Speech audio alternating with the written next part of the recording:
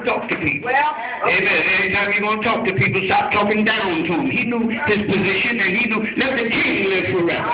Amen. He wasn't talking about God to the king straight off. He's talking to the king first. Amen. Because he's in the king's presence. So let the king live forever. Why should not my countenance be sad when the city, the place of my fathers, the sepulchres, lieth in waste, and the gates thereof are consumed with fire? Amen. Why shouldn't I be sad? Amen. When my brothers and sisters are being abused and misused.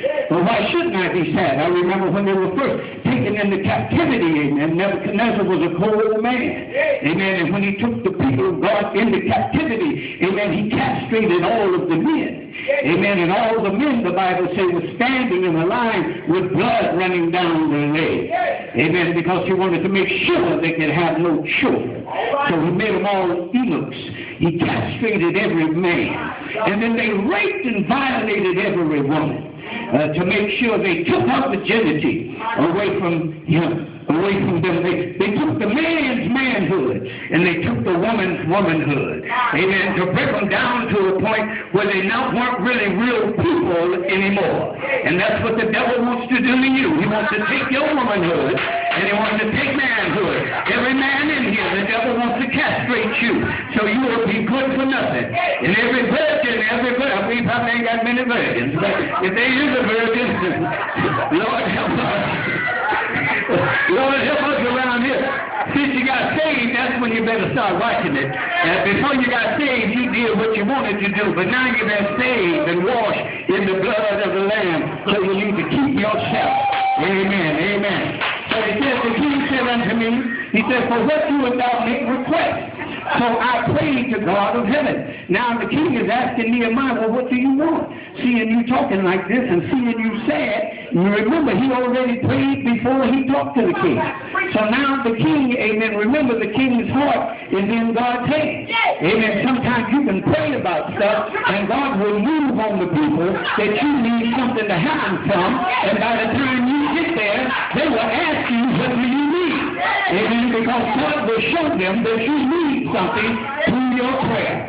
So here the king said, what do you want? And then I said to the king, if it pleases the king, if thy servant has found favor in thy sight, that thou wouldest send me unto Judah, unto the city of my fathers and the sepulchres, that I might build it. And the king said unto me, the queen also sitting there, for how long shall that journey be? And when will thou return? So it pleased the king to send me, and I set a time.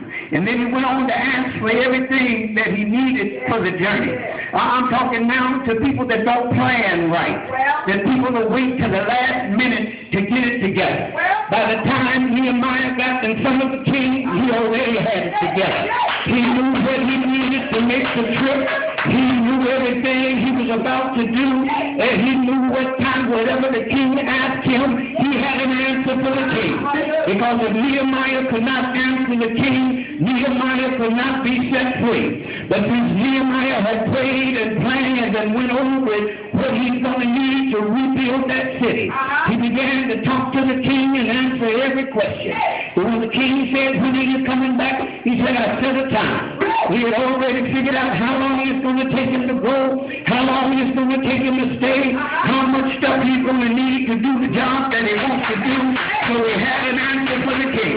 You ought to always have an answer for the king. You ought to always be prepared. Preparation will always bring confidence. The reason some of y'all ain't confident is because you're not prepared. You wait till the last minute to get ready, and then when you get ready at the last minute, something happens. But now you don't have time to fix it because you waited too late. If you would have started a little bit earlier, then if it would have messed up, you would have fixed it and it's still been on time. You somebody in here need to learn how to plan something. But somebody say yes.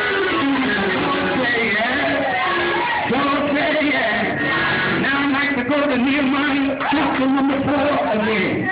As we begin to come on home in a minute. Amen, amen. Where we read that the people had a mind to work. Now Nehemiah had went down to the city. He had came with all kinds of stuff the king had given him. He had wood, he had money, he had gold, he had silver.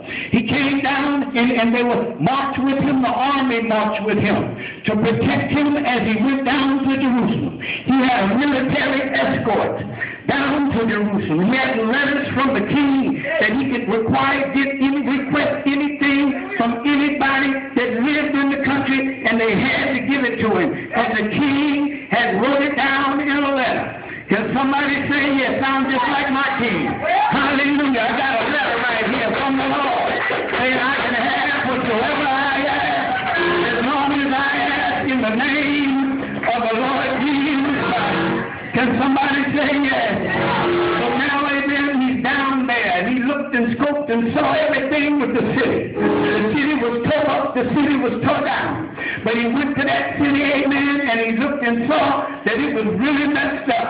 Now in verse 1 it says, but it came to pass that when Sanballat heard the war